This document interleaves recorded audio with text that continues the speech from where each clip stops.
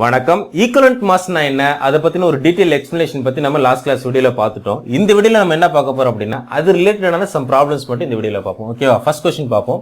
How many letters of a 0.5 normality solution of an oxidizing agent are reduced by 2 letters of 2.0 normality solution of reducing agent அப்படின்னு சொல்லிட்டாங்க. யார் oxidising agent யார் reducing agent அவங்க சொல்லல.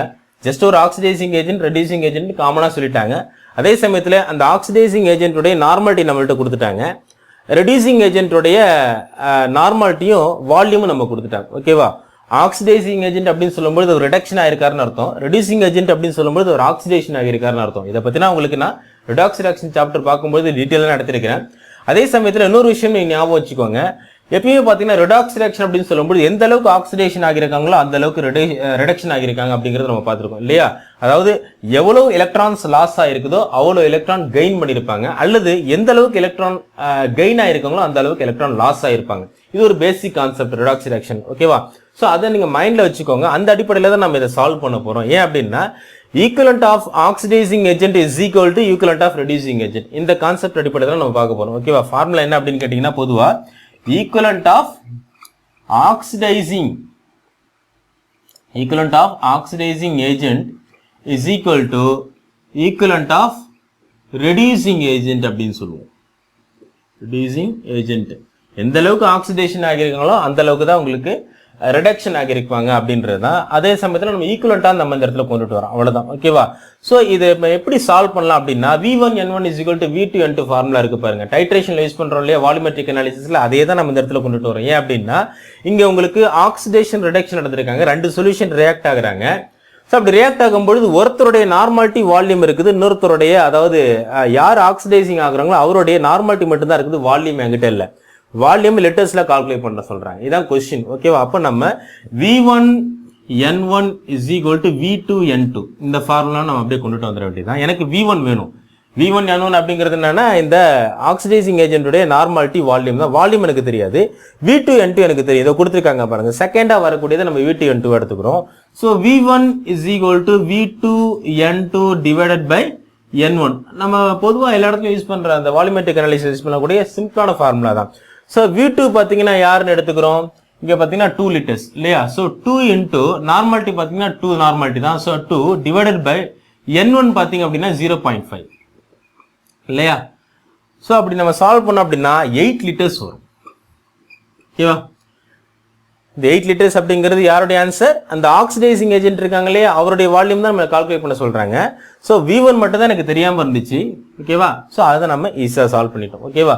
So எதுக்கு சொல்றேன் அப்படின்னா கொஸ்டின் நீங்க ஃபர்ஸ்ட் நல்லா அண்டர்ஸ்டாண்ட் பண்ணுங்க. அதே சமயத்தில் ரிடாக்ஸ் ரியாக்ஷன் சாப்டர் நீங்க கொஞ்சம் ரீகால் பண்ணிக்கோங்க. ஏன்னா பெரும்பாலும் இந்த மாதிரி இந்த ஈக்குவலன்ட் மாஸ் ரிலேட்டடான ப்ராப்ளம் சால்வ் பண்றோம் இல்லையா, அங்கெல்லாம் பாத்தீங்கன்னா அந்த ரிடாக்ஸ் ரியாக்ஷன் இருக்கக்கூடிய அந்த பேசிக் கான்செப்ட் இருக்கு இல்லையா, அந்த அடிப்படையில் தான் மோஸ்ட்லி இதெல்லாம் நம்ம சால்வ் பண்ற மாதிரி இருக்கும். அடுத்து நம்ம சம் கொஸ்டின்ஸ் பார்க்க போறோம் இல்லையா, அதுலயே உங்களுக்கு நல்லா புரிய ஆரம்பிக்கும்.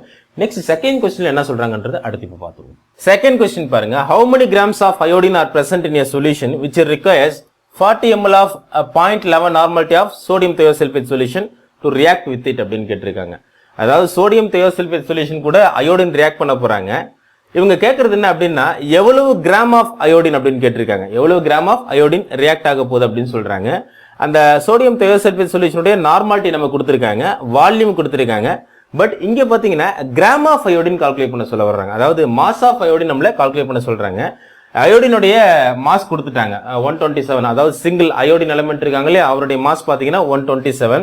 ஈக்குவேஷனும் கொடுத்துட்டாங்க எந்த அளவுக்கு ரிடாக்ஸ் ரியாக்ஷன் நடக்குது அப்படின்னு சொல்லி. thiosulfate சொல்யூஷனுக்கும் அயோடினுக்கு எப்படி ரிடாக்ஸ் ரியாக்ஷன் நடக்குதுன்னு சொல்லி அவங்களே அந்த ஈக்குவேஷன் கொடுத்துட்டாங்க, ரிடாக்ஸ் ரியாக்ஷன் ஈக்குவேஷன் கொடுத்துட்டாங்க. சம்டைம் பாத்தீங்கன்னா அந்த மாதிரி கொடுக்க மாட்டாங்க, நம்மளே எழுதுற மாதிரி இருக்கும். அப்போ இதெல்லாம் நமக்கு தெரிஞ்சு வச்சுக்கணும். அதுக்காக நான் உங்களுக்கு சொல்றேன். எல்லா கொஸ்டின்லுமே இந்த மாதிரி இருக்குன்னு நம்ம சொல்ல முடியாது. சம்டைம் பாத்தீங்கன்னா அந்த ஈக்குவேஷன் கொடுக்க மாட்டாங்க, நம்ம புரிஞ்சுக்கிட்டு அந்த ஈக்குவேஷன் பேலன்ஸ் பண்ணி, அதாவது அந்த ரிடாக்ஸ் ரியாக்ஷன் நம்ம பேலன்ஸ் பண்ணி எழுதி அதுல அயோடின் எந்த அளவுக்கு ஆக்சிடேஷன் ஆயிருக்காங்க அல்லது ரிடக்ஷன் ஆயிருக்காங்க அப்படின்னு சொல்லி அதோட என் ஃபேக்டர் நம்ம கால்குலேட் பண்ணி தெரியும். ஓகேவா? சரி, அப்போ இப்ப நம்ம எப்படி இதை சால்வ் பண்ணலாம் அப்படின்னு பார்ப்போம். இந்த இடத்துல பாத்தீங்கன்னா அதாவது equivalent of iodine, equivalent mass of an iodine is equal to equivalent mass of sodium thiosulfate தான் எழுத போறோம். ஏன் நம்ம ரிடாக்ஸ் ரியாக்ஷன் அப்படின்னு எடுத்துக்கிட்டாலும் எந்த அளவுக்கு ஆக்சிடேஷன் ஆகுதோ அந்த அளவுக்கு ரிடக்ஷன் ஆகும் அப்படிங்கிற கான்செப்ட் நமக்கு தெரியும் இல்லையா? So M equivalent of iodine is equal to M equivalent of sodium thiosulfate solution S2O3. இது as usual நம்ம ஒரு redox reactionல இப்படி ஒரு ஃபார்முலா பயன்படுத்துவோம் பொதுவா. பட் இங்க பாத்தீங்கன்னா லாஸ்டா நம்ம ஒரு ப்ராப்ளம் பாத்தீங்களா, அது மாதிரி இருக்காது. இங்க கொஞ்சம் டிஃபரெண்டா இருக்கும். என்ன அப்படின்னா, இப்போ நம்ம வெயிட் தான் கால்குலேட் பண்ண போறோம் இல்லையா? வெயிட் ஆஃப் அயோடின் தான் நம்மள கால்குலேட் பண்ண சொல்லியிருக்காங்க. So W divided by mass of iodine I2 தானே. ஸோ 127 அப்படின்னு சொல்லும் பொழுது ரெண்டு அயோடின் இருக்கிறதுனால 254 வரும். 254 டிவைடட் பை 2 n ஃபேக்டர் பார்த்தீங்கன்னா 2 யூஸ் பண்றோம். ஈக்குவலன்ட் வெயிட்டுக்கு வந்து n ஃபேக்டர் பார்த்தீங்கன்னா 2 யூஸ் பண்றோம். Molecular mass divided by n factor. இந்த 2 எப்படி சார் நம்ம கால்குலேட் பண்ணோம் அப்படின்னு கேட்டீங்கன்னா, இங்க பாருங்களேன், இந்த ரிடாக்ஸ் ரியாக்ஷன்ல அயோடின் தானே உங்களுக்கு வந்து ரிடக்ஷன் ஆயிருக்காங்க. ஸோ அயோடின் பார்த்தீங்கன்னா I2 ல இருந்து I மைனஸா மாறி இருக்காங்க. ரெண்டு அயோடின் இருக்காங்க. ஒரு அயோடினுக்கு ஒரு எலக்ட்ரான் கெயின் பண்ணிருக்காங்க அப்படின்னா ரெண்டு அயோடின் இருக்காங்க. ஸோ 2I தான் இல்லையா? ஸோ அப்போ ரெண்டு எலக்ட்ரான் கெயின் பண்ணிருக்காங்கன்னு அர்த்தம். ஸோ அப்போ n ஃபேக்டர் பார்த்தீங்கன்னா அயோடின் உங்களுக்கு 2 தான் எடுத்துக்கிறோம். ஈக்குவலன்ட் வெயிட் நம்ம கால்குலேட் பண்ணும்போது is equal to volume into normality எடுத்துப்போம். 40 இன்டு 0.11 எடுத்துப்போம். ஓகேவா? ஸோ இப்போ இந்த மெத்தட்ல தான் இதை நீங்க சால்வ் பண்ணும். ஏன்னா ஒவ்வொரு கொஸ்டினும் நம்ம அந்த கேட்கக்கூடிய கொஸ்டினுக்கு ஏற்ற மாதிரி நம்ம அடுத்து இம்ப்ளிமெண்ட் பண்ணக்கூடிய அந்த ஃபார்முலா கொஞ்சம் டிஃப்ரெண்டா இருக்கும். சரியா? சரி, இப்போ இதுல இன்னொரு விஷயம் கவனிங்க, இன்டு 1000 யூஸ் பண்றோம். ஏன் சார் அப்படின்னு கேட்டீங்கன்னா, இங்க நம்ம கிராம்ல தான் கால்குலேட் பண்ண சொல்றாங்க. நம்ம லிட்டருக்கு ஈக்குவல் பண்ணிக்கிறோம். So 1 litre is equal to 1000 gram அப்படின்னு சொல்லலாம். அல்லது 1 kilogram is equal to 1 litre நம்ம பார்த்துருக்கோம் இல்லையா ஆல்ரெடி. ஸோ அந்த அடிப்படையில் பார்த்தீங்க அப்படின்னா நம்ம கிராம்ல எடுக்க போறதுனால நம்ம லிட்டருக்கு பேலன்ஸ் பண்றதுனால என்ன செய்யறோம், இதை இன்டு 1000 எடுத்துக்கிறோம். ஓகேவா? சரி, இப்போ நெக்ஸ்ட் ஸ்டெப்ல என்ன வரும் அப்படின்னு கேட்டீங்கன்னா, 2 இன்டு 1000 அப்படியே டிவைட்ல தான் இருக்குது. ஸோ மேத்தமெட்டிக்கலா உங்களுக்கு தெரியும் நினைக்கிறேன். W இன்டு 2000 வந்துடும் டிவைடட் பை 254 வந்துடும் இஸ் ஈக்குவல் டு 40 இன்டு 0.11 பார்ப்போம். 40 இன்டு 0.11 பார்த்தீங்க அப்படின்னா 4.4 வரும். 4.4 வரும். ஓகேவா? ஸோ நெக்ஸ்ட் என்ன செய்யலாம் அப்படின்னா, W is equal to W into 2000 is equal to 4.4 டிவைட்ல இருக்காங்கல்ல இன்டு 254 எடுத்துப்போம். அந்த 254 அப்படிங்கிறது என்னன்னு தெரியுதா? அயோடினுடைய மாலிகுலர் மாஸ் தான். இது சிங்கிள் ஆட்டமுடைய மாஸ், இது I2 உடைய மாலிகுலர் மாஸ். ஓகேவா? ஸோ இவங்க ரெண்டு பேரும் இப்போ மல்டிப்ளிகேஷன் பண்ணோம். 4.4 இன்டு 254. ஓகேவா? ஸோ அப்படி பார்த்தீங்கன்னா 117.6 இருக்காங்க. So W 2000. ஓகேவா? இது இன்டுல தான் இருக்காங்க, அது புரிஞ்சுக்கோங்க. சரியா? இப்போ நம்ம வெயிட் தான் கால்குலேட் பண்ண போறோம். So weight is equal to, நான் இங்கே கொண்டுட்டு வந்துடுறேன், ஏன்னா ரொம்ப போர்டு கீழே போனால் உங்களுக்கு தெரியுமான்னு தெரியல. So W is equal to என்ன செய்ய போறோம் அப்படின்னா 1117.6 டிவைடட் பை 2000 எடுத்துப்போம். ஸோ இப்போ W இஸ் ஈக்குவல் டு என்ன வரும் அப்படின்னு பார்த்தீங்கன்னா, டிவைடட் பை 2000 பார்த்தீங்க அப்படின்னா 0.5588 ஆன்சர் வரும். 0.5588 வரும். ஓகேவா? இதுதான், அதாவது கிராம்னு போட்டுக்கோங்க. 0.5588 கிராம் தான். யாருடைய கிராம் அப்படின்னு கேட்டீங்கன்னா அந்த அயோடினுடைய கிராம். ஓகேவா? அப்ப இவ்வளவு கிராம் ஆஃப் அயோடின் தான் நினைஞ்சிருக்காங்க இந்த ரிடாக்ஸ் ரியாக்ஷன்ல இன்வால்வ் ஆகியிருக்காங்க அப்படிங்கறத நம்ம ஈஸியா கால்குலேட் பண்றோம். ஓகேவா? நீங்க கொஸ்டினை ஃபர்ஸ்ட் அண்டர்ஸ்டாண்ட் பண்ணுங்க. ஏன்னா எல்லா கொஸ்டினுக்குமே பாத்தீங்கன்னா ஒரே மாதிரி நம்ம ஃபார்முலா யூஸ் பண்ற மாதிரி வராது. அதனாலதான் நான் அடிக்கடி உங்ககிட்ட சொல்றேன், அதாவது ஈக்குவலன்ட் வெயிட் அப்படின்னு சொல்லி நம்ம கான்செப்ட் ஈஸியா புரிஞ்சுக்கலாம் ஓரளவு. பட் கொஸ்டின் டைப் அப்படின்னு வரும்போது டிஃப்ரெண்ட் டைப்ஸ் ஆஃப் கொஸ்டினை நம்ம பார்க்க வேண்டியிருக்குது. ஏன்னா ஒவ்வொரு கொஸ்டின்லையும் நம்ம அண்டர்ஸ்டாண்ட் பண்ணி சால்வ் பண்ற விதம் பார்த்தீங்கன்னா கொஞ்சம் வித்தியாசமா இருக்கும். அதனால தான் நீங்க என்ன செய்யணும் அப்படின்னா, ஒரே கான்செப்ட் தான், பட் டிஃப்ரெண்ட் டைப்ஸ் ஆஃப் கொஸ்டினை நீங்க பேட்டர்ன் வைஸ் நீங்க பார்க்கணும். அப்படி பார்த்தீங்கன்னா தான் உங்களுக்கு ஈஸியா புரியும். ஓகேவா? நெக்ஸ்ட் கொஸ்டின் பார்ப்போம். தேர்ட் கொஸ்டின் பாருங்க. What mass of manganese oxide is reduced by 35 ml of 0.60 normality of oxalic acid in acid solution அப்படின்னு சொல்லிட்டாங்க. அப்படின்னா அர்த்தம் அசிடிக் மீடியம்னு அர்த்தம். அதனால தான் இந்த ஈக்குவேஷன்ல பாத்தீங்கன்னா H+ ஆன்சர் காமிச்சிருக்காங்க. அசிடிக் மீடியம் அப்படின்னு சொன்னாலே கண்டிப்பா இந்த மாதிரி H+ ஆன்சர் இருக்கும். இதை பத்தி நம்ம பேசிருக்கிறோம். சரியா? அப்ப இங்க என்ன நம்மள கால்குலேட் பண்ண சொல்றாங்க அப்படின்னா, மாஸ் ஆஃப் மேங்கனீஸ் ஆக்சைடை கால்குலேட் பண்ண சொல்றாங்க. யார் கூட இவர் ரியாக்ட் ஆகுறாரு அப்படின்னு பாத்தீங்கன்னா ஆக்சாலிக் ஆசிட் கூட ரியாக்ட் ஆகுறாரு. யாருடைய வால்யூம் நார்மாலிட்டிலாம் நம்ம கிட்ட இருக்குது? ஆக்சாலிக் ஆசிடுடைய வால்யூம் நம்ம கிட்ட இருக்கு 35 ml சொல்லி, அவருடைய நார்மாலிட்டி இருக்குது 0.60 நார்மாலிட்டி அப்படின்னு சொல்லி, மேங்கனீஸ் ஆக்சைடுடைய கிராம் நம்ம கால்குலேட் பண்ணுவோம். இந்த இடத்துல மேங்கனீஸோடைய மாஸ் நம்ம கொடுத்துட்டாங்க, பட் இங்க இருக்கக்கூடியது M1O2. ஓகேவா? பட் மேங்கனீஸோடைய மாஸ் மட்டும் நம்ம கொடுத்துருக்காங்க. இது ஏன் கொடுத்துருக்காங்க அப்படின்னா கொஞ்சம் அட்டாமிக் மாஸ் பார்த்தீங்கன்னா மோர் தென் 30-40 மேலே போகும்பொழுது மெமரி பண்றது கொஞ்சம் கஷ்டமா இருக்கும்னு சொல்லி கூட இதை கொடுத்துருக்கலாம். அதே மாதிரி இந்த ரெடாக்ஸ் ரியாக்ஷன் ஈக்குவேஷனும் கொடுத்துட்டாங்க பாருங்க, எப்படி ஆக்சிடேஷன் ரிடக்ஷன் ஆயிருக்காங்கன்னு சொல்லி அந்த அசிடிக் மீடியம்ல, அதாவது ஆக்சாலிக் ஆசிட் மேங்கனீஸ் ஆக்சைடு கொடுத்துட்டாங்க, அந்த ஈக்குவேஷன் பேலன்ஸ் பண்ணி அவங்க கொடுத்துருக்காங்க. எதுக்கு இதை நான் சொல்றேன் அப்படின்னா, இது எல்லா கொஸ்டின்லயுமே கொடுப்பாங்களா அப்படின்னு கேட்டீங்கன்னா கொடுக்க மாட்டாங்க. ஏன்னா நிறைய பேர் இந்த கொஸ்டின் என்கிட்ட கேட்டுட்டு தான் இருக்கீங்க, சார் எல்லா இடத்துலயுமே இந்த மாதிரி மாஸ் கொடுத்துருவாங்களா, ரெடாக்ஸ் ரியாக்ஷன் பேலன்ஸ் ஈக்குவேஷன் கொடுப்பாங்களா அப்படின்னு கேட்டீங்கன்னா அப்படி கொடுக்கணும்னு அவசியம் கிடையாதுன்னு நான் சொல்ல வரேன். சம்டைம் மேபி கொடுக்கலாம் உங்க லக்கு இருந்துச்சுன்னா, இல்லாட்டினா கொடுக்காமையும் போகலாம். அப்படி கொடுக்கணும்னு கட்டாயம் கிடையாதுன்னு நான் சொல்ல வரேன். ஏன்னா முடிஞ்ச அளவுக்கு நீங்க இந்த ரெடாக்ஸ் ரியாக்ஷன் ஏதாவது ஒரு கொஸ்டின்ல ரெடாக்ஸ் ரியாக்ஷன் நடந்திருக்குது அப்படின்னா அதை முடிஞ்ச அளவுக்கு பேலன்ஸ் ரிடாக்ஸ் ரியாக்ஷனை எழுதுறதுக்கு பிராக்டிஸ் பண்ணி தெரிஞ்சுக்கோங்க. நீங்க ஃபுல் மார்க் ஸ்கோர் பண்ணணும் அப்படின்னா அந்த அளவுக்கு நீங்க எஃபோர்ட் எடுத்து தான் ஆகணும். அதுக்காக தான் நான் உங்களுக்கு சொல்றேன். சரியா? சரி, இப்போ இதை நம்ம எப்படி சால்வ் பண்ணலாம் அப்படின்னு பார்ப்போம். இந்த இடத்துல பாத்தீங்கன்னா ஃபர்ஸ்ட் நம்ம என்ன செய்ய போறோம் அப்படின்னா, மொலாரிட்டி ஆஃப் ஆக்சாலிக் ஆசிட் நம்ம ஃபர்ஸ்ட் கால்குலேட் பண்ண போறோம். Next moles of oxalic acid calculate பண்ண போறோம். மொலாரிட்டி கால்குலேட் பண்ண பிறகு மோல்ஸ், அது என்ன சார் அப்படின்னு கேட்டீங்கன்னா, இந்த ஃபர்ஸ்ட் மொலாரிட்டி கால்குலேட் பண்ண பிறகு பாத்தீங்கன்னா இந்த 35 ml எவ்வளவு மோல்ஸ் ஆஃப் ஆக்சாலிக் ஆசிட் இருக்குன்னு பார்க்க போறோம். ஓகேவா? மொலாரிட்டியை வச்சு தான் நம்ம என்ன செய்ய முடியும், மோல்ஸை கால்குலேட் பண்ண முடியும். அந்த அடிப்படையில தான் நம்ம மோல்ஸ் ஆஃப் மேங்கனீஸ் ஆக்சைடு பார்க்க முடியும். பிறகு அந்த மோல்ஸ்ல இருந்து கிராம் ஆஃப் மேங்கனீஸ் ஆக்சைடு எவ்வளவு தேவைப்படுன்றதை நம்ம கால்குலேட் பண்ணணும். ஓகேவா? சோ இந்த ப்ரொசீஜர்ல தான் நம்ம போக போறோம். n factor of oxalic acid நமக்கு தெரியணும். ஓகேவா? n factor of oxalic acid நமக்கு தெரியணும். Oxalic acid n factor of oxalic acid பாத்தீங்கன்னா 2. இந்த ஆக்சாலிக் ஆசிட்க்கு n ஃபேக்டர் 2 அப்படின்னு சொல்லி எப்படி வந்துச்சுன்னு உங்களுக்கு புரியணும் அப்படின்னா, நான் இந்த n ஃபேக்டரை பத்தி நான் உங்களுக்கு லாஸ்ட் கிளாஸ் வீடியோல, அதாவது இந்த ஈக்குவலன்ட் மாஸ் பத்தி நடத்தணும் இல்லையா, அதுல உங்களுக்கு டீடைலா நடத்திருக்கிறேன் n ஃபேக்டர்னா என்னன்னு சொல்லி. சோ அதை பார்த்துட்டு வந்தீங்கன்னா உங்களுக்கு ஈஸியா புரியும். ஓகேவா? அப்போ ஆக்சாலிக் ஆசிட் n ஃபேக்டர் பாத்தீங்கன்னா 2ன்னு சொல்றோம். இதை வச்சு தான் நம்ம என்ன செய்ய போறோம், மொலாரிட்டி கால்குலேட் பண்ண போறோம் ஆக்சாலிக் ஆசிட் உடையதை. So molarity m is equal to பாத்தீங்கன்னா normality divided by n factor. So normality என்ன அப்படின்னு கேட்டீங்கன்னா 0.16 டிவைடட் பை n ஃபேக்டர் என்ன 2 is equal to என்ன ஆன்சர் வரும் அப்படின்னு பாத்தீங்கன்னா 0.16 divided by 2 is equal to என்னன்னு பாத்தீங்கன்னா 0.08. so 0.08 அப்படிங்கிறது moles per liter அப்படின்னு சொல்றோம். moles per liter அப்படின்னு சொல்றோம். ஓகேவா? இப்போ நம்ம அடுத்து என்ன செய்ய போறோம் அப்படின்னா, இது மொலாரிட்டி.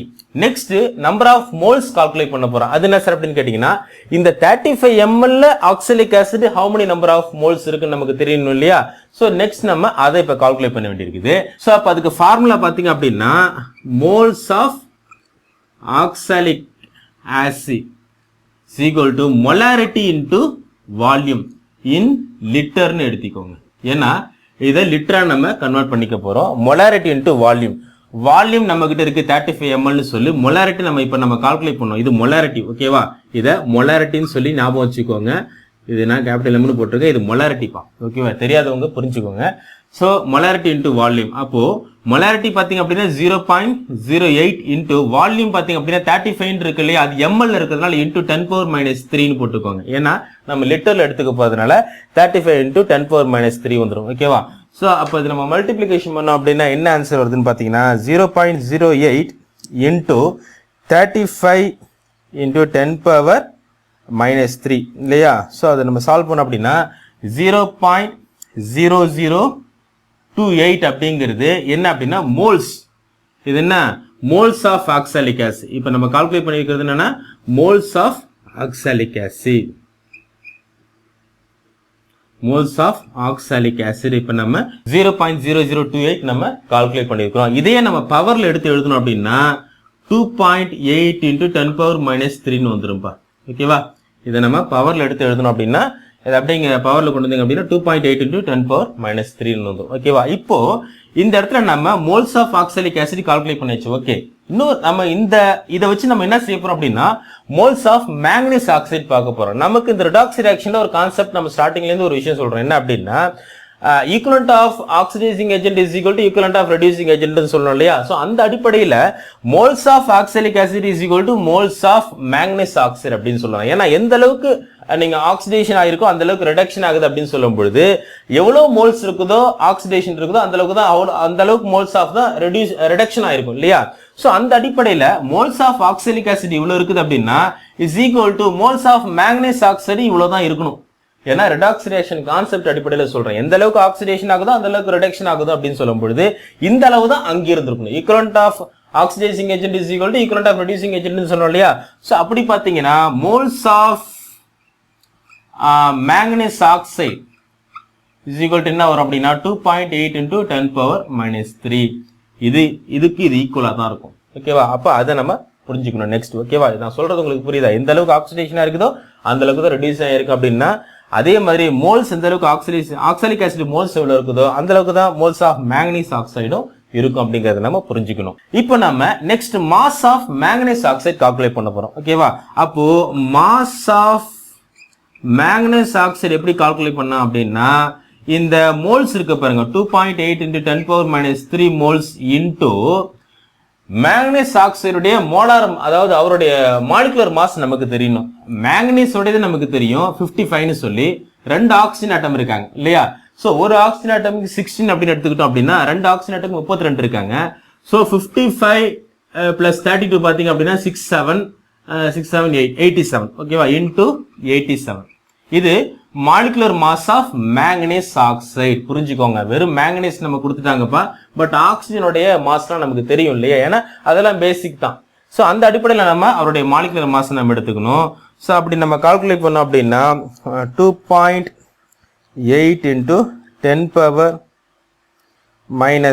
into 87 பார்த்தீங்க அப்படின்னா 0.2436 கிராம்னு வரும். ஓகேவா, இதுதான் இந்த மாஸ் ஆஃப் மேங்கனீஸ் ஆக்சைடு. ஓகேவா, இந்த மேங்கனீஸ் ஆக்சைடுடைய மாஸ் நான் அந்த கிராம் நான் கால்குலேட் பண்ணணும் அப்படின்னா, நான் first n factor of oxalic acid எனக்கு தெரியணும். அவரை வச்சு நான் molarity of oxalic acid calculate பண்ணுவேன். நெக்ஸ்ட் அந்த மொலாரிட்டியை வச்சு குறிப்பிட்ட வால்யூம் கொடுத்துருக்காங்களே ஆக்சாலிக் ஆசிட், அதுல எவ்வளவு மோல்ஸ் இருக்குன்னு பார்ப்பேன். அந்த moles is equal to manganese ஆக்சைடுக்கு அதே ஈக்குவல் தான் இருக்கும்னு எனக்கு தெரிஞ்சுக்கிட்ட பிறகு அதை வச்சு நான் என்ன செய்யறேன், mass of manganese oxide calculate பண்றேன். அதுக்கு என்ன செய்யறேன், இந்த மேங்கனீஸ் ஆக்சைடுடைய மாலிகுலர் மாஸ் இருக்கு இல்லையா, அவரோட மல்டிப்ளிகேஷன் பண்ண அப்படின்னா எனக்கு மாஸ் ஆஃப் மேங்கனீஸ் ஆக்சைடு எனக்கு வந்துடும். ஓகேவா, ஸோ ரொம்ப சிம்பிள் தான். கொஞ்சம் புரிஞ்சு 1 or 2 டைம்ஸ் திரும்ப பார்த்தீங்கன்னா உங்களுக்கு ஈஸியாக புரிஞ்சிடும். ஓகேவா, நெக்ஸ்ட் கொஸ்டின் பார்ப்போம். 4th கொஸ்டின் பாருங்க. Volume of 0.1 molarity of potassium dichromate required to oxidized 35 ml of 0.5 molarity of ferrous sulphate solution is அப்படின்னு கேட்டிருக்காங்க. பொட்டாசியம் டைக்ரோமேட் ஃபெரஸ் சல்ஃபேட்டும் தான் உங்களுக்கு ரியாக்ஷன் ஆக போறாங்க ரெடாக்ஸ் ரியாக்ஷன்ல. இங்க யாருடைய வால்யூம் கால்குலேட் பண்ண சொல்றாங்க அப்படின்னா, பொட்டாசியம் டைக்ரோமேட்டோடைய வால்யூம் கால்குலேட் பண்ண சொல்றாங்க. அவருடைய மொலாரிட்டி நமக்கு தெரியுது, கொடுத்துருக்காங்க. அதே சமயத்துல ஃபெரஸ் சல்ஃபேட்டுடைய வால்யூம் நமக்கு தெரியுது, அவருடைய மொலாரிட்டி நமக்கு தெரியுது. ஓகேவா, கொஸ்டின்லாம் பார்க்கறதுக்கு ஒரே மாதிரியே தெரியும், பட் கொஸ்டின் நல்லா புரிஞ்சுக்கிட்டு எழுதினாதான் உங்களால ஈஸியா சால்வ் பண்ண முடியும். ஓகேவா, அதே மாதிரி அந்த ரெடாக்ஸ் ரியாக்ஷனை நம்ம கொடுத்துட்டாங்க அவங்களே கொஸ்டின்ல, இது கொஸ்டின்லேயே கொடுத்துருந்தது தான். ஸோ அந்த கொஸ்டின் நம்ம கொடுத்துட்டாங்க. ஸோ இந்த இதை வச்சு தான் நம்ம இதை ஈஸியாக சால்வ் பண்ண முடியும். ஸோ இது எப்படி நம்ம சால்வ் பண்ணலாம் அப்படின்னா, ஃபர்ஸ்ட் நம்ம ஒரு அரேஞ்ச்மெண்ட்டுக்கு வந்துருவோம். m1 v1 n1 m1 v1 n1 small n1 அதாவது நம்பர் ஆஃப் மோல்ஸ் அப்படிங்கிறது என்ன அப்படின்னா, molarity volume and number of moles of யார் அப்படின்னு கேட்டீங்கன்னா பொட்டாசியம் டைக்ரோமேட் K2Cr2O7. ஓகேவா, இது எல்லாமே m1 v1 n1 எடுத்துக்கிறோம். நெக்ஸ்ட் m2 v2 n2 எல்லாம் பார்த்தீங்க அப்படின்னா அதே மாதிரி molarity volume and number of moles of FeSO4. ஓகேவா, ஃபெரஸ் சல்ஃபேட். இதை நம்ம ஃபர்ஸ்ட் புரிஞ்சுக்கணும். ஃபார்முலா இந்த இடத்துல நம்ம எப்படி இம்ப்ளிமெண்ட் பண்ண போறோம் அப்படின்னா, m1 v1 divided by n1 is equal to m2 v2 divided by n2. ஓகேவா, ஸோ எனக்கு வேண்டியது v1, ஏன்னா வால்யூம் ஆஃப் பொட்டாசியம் டைக்ரோமேட் தான் நம்ம கால்குலேட் பண்ண போறோம். மற்றதெல்லாம் இருக்குது, மொலாரிட்டி நம்ம கிட்ட இருக்குது பொட்டாசியம் டைக்ரோமேட்டோடையது.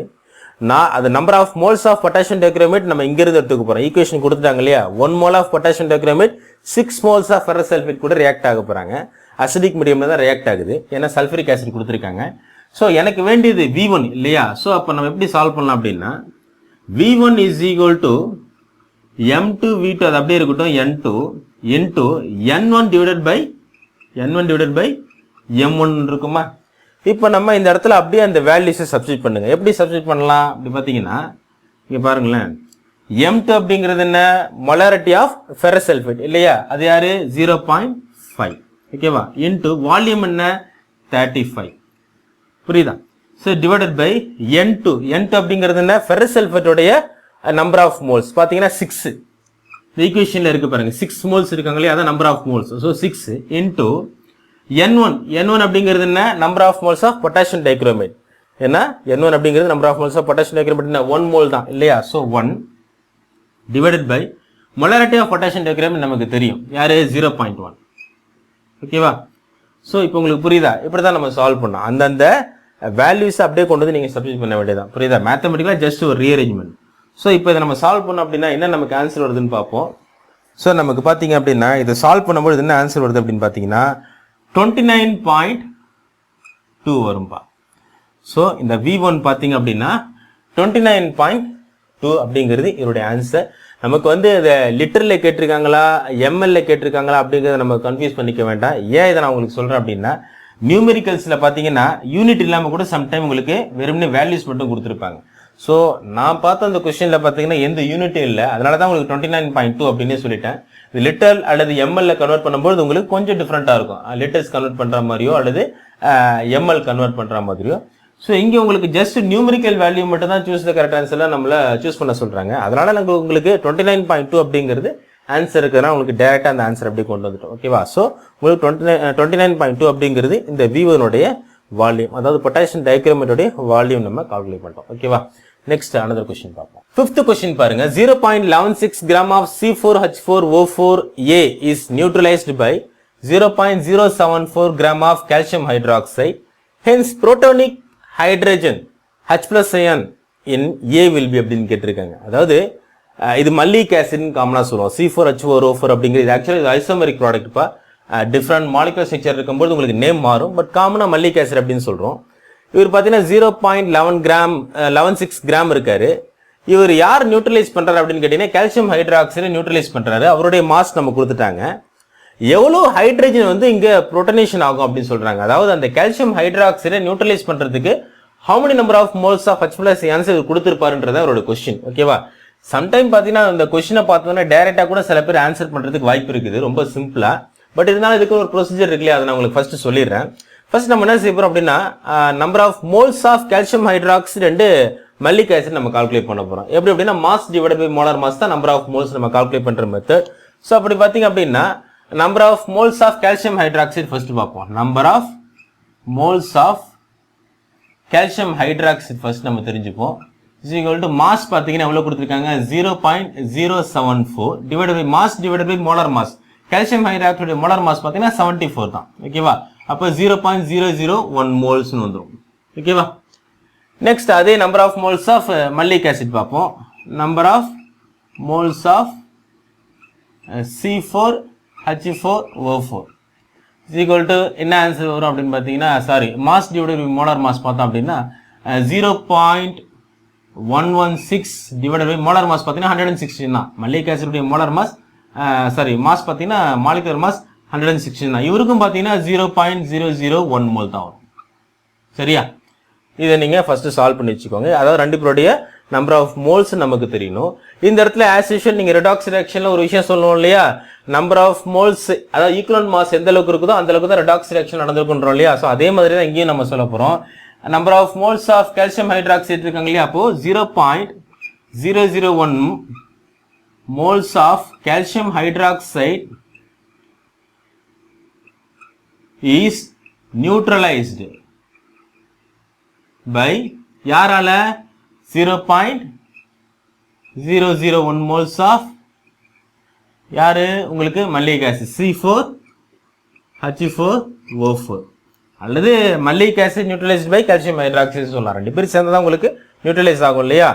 ஸோ அப்படி பார்க்கும்பொழுது இவ்வளோ அளவுக்கு தான் உங்களுக்கு இவ்வளோ சேர்ந்துருக்கணும்னு அர்த்தம். அதாவது இந்த எவ்வளோ மோல்ஸ் ஆஃப் கால்சியம் ஹைட்ராக்சைடு இருக்கோ அவ்வளோ மோல்ஸ் ஆஃப் மல்லிக் ஆசிட் உங்களுக்கு சேர்ந்தால் தான் உங்களுக்கு நியூட்ரலைஸ் ஆகும். இந்த இடத்துல நம்ம ஒரு கான்செப்ட் புரிஞ்சுக்கணும். என்ன அப்படின்னா கால்சியம் ஹைட்ராக்சைடு இருக்காங்களே, கால்சியம் ஹைட்ராக்சைடு பார்த்தீங்கன்னா CaOH2 சொல்கிறோம்.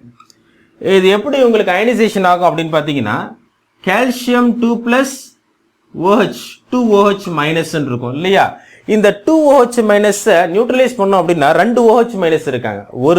ஒரு சிங்கிள் மோல் ஆஃப் கால்சியம் ஹைட்ராக்சைடுல 2 moles of OH minus ion இருக்காங்க. புரியுதா? இது 1 மோல்பா. இந்த 1 மோல்ல 2 moles of OH minus ion இருக்காங்க அப்படின்னா இந்த 2 OH மைனஸை நியூட்ரலைஸ் பண்றதுக்கு 2 H+ அயான்ஸ் வேணும் இல்லையா? அப்போதான் உங்களுக்கு இவர் நியூட்ரலைஸ் ஆக முடியும். புரியுதா? அப்போ இந்த 2 H+ அயான்ஸ் யார் டொனேட் பண்ண போறா, புரோட்டனேஷன் பண்ண போறா அப்படின்னு கேட்டீங்கன்னா இந்த மல்லிக் ஆசிட் C4H4O4 சொல்றேன் பாருங்க. அப்போ 2 புரோட்டனேஷன் பண்ண போறாங்க, 2 H+ அயான்ஸை கொடுத்து தான் உங்களுக்கு இந்த கால்சியம் ஹைட்ராக்சைடை நியூட்ரலைஸ் பண்ண போறாங்க. அப்படின்னா என்ன மீனிங்? 1 mole ஆஃப் கால்சியம் ஹைட்ராக்சைடுல 2 moles ஆஃப் H+ அயான்ஸை கொடுத்தா தான் என்ன செய்யும் உங்களுக்கு நியூட்ரலைஸ் ஆகும். அப்படின்னா என்ன அர்த்தம்? அவருடைய புரோட்டனேஷன் பார்த்தீங்கன்னா 2ன்னு சொல்றோம். அவரோட புரோட்டனேஷன் பார்த்தீங்கன்னா 2. நான் ஜஸ்ட் டேரக்டா அந்த 2ன்னு எழுதிட்டேன். எப்படின்னா இதை நீங்க புரிஞ்சுக்கிட்டீங்கன்னா போதும். இந்த கால்சியம் ஹைட்ராக்சைடுல 2 OH இருக்காங்க. ஸோ இவர் நியூட்ரலைஸ் பண்றதுக்கு 2 H+ அயான்ஸ் வேணும். அப்படி வரும்போது உங்களுக்கு இந்த பேஸ் இந்த ஆசிட் சேரும் உங்களுக்கு நியூட்ரலைஸ் ஆகிடும். ஸோ அப்படி பார்த்தீங்கன்னா இவருக்கு நியூமெரிக்கல் வேல்யூ பார்த்தீங்கன்னா 2. ஆக்சுவலாக சூஸ் த பெஸ்ட் ஆன்சர் வரும்போது நிறைய ஆப்ஷன்ஸ் இருக்கும். அந்த 2 அப்படிங்கிறது கரெக்டான ஆன்சராக இருக்கும். ஓகேவா? ஸோ இப்படி தான் நம்ம இதை சால்வ் பண்ணணும். இதோட நான் க்ளோஸ் பண்ணிக்கிறேன். நெக்ஸ்ட் வீடியோவில் நம்ம அனதர் கொஸ்டின்ஸ் பார்ப்போம். நன்றி.